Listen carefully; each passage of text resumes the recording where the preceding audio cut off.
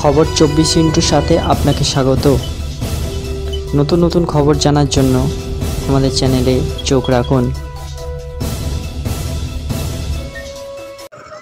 আজ মমতা বন্দ্যোপাধ্যায়ের ঘোষিত আনঅথরাইজ যে সমস্ত হকার্স বা ইত্যাদি যারা শহরকে বিভিন্নভাবে এনক্রোচ করে রেখেছেন, তাদের কাছে এক তমলুক শহরের এসডিও এবং আইসি এবং চেয়ারম্যান দীপেন্দ্র নারায়ণ, তারা সকলে মিলে এবং অন্যান্য ওয়ার্ড কমিশনাররা সকলে মিলে আজকে সমস্ত ভিজিট করেছেন এবং তাদেরকে বলেছেন যে আপনারা ইমিডিয়েটলি এই সমস্ত এনক্রোচমেন্ট থেকে আপনারা সরিয়ে নিন এবং আপনাদেরকে আমরা যথাযথ অন্য জায়গাতে বসানোর ব্যবস্থাও করে দেব এবং ইত্যাদিতে আশ্বাসনও দিয়েছেন।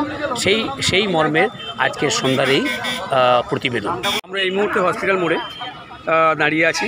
আনঅথরাইজ যে সমস্ত পথের ধারে হকার্স বা ইত্যাদিরা আছেন, তাদেরকে বিভিন্ন রকমের সুযোগ সুবিধা দেওয়া হয় বা তাদেরকে বলা হয়েছে যে তারা যেন উঠিয়ে নেয়, তারা তাদের দোকানপাটগুলো সরিয়ে নেন।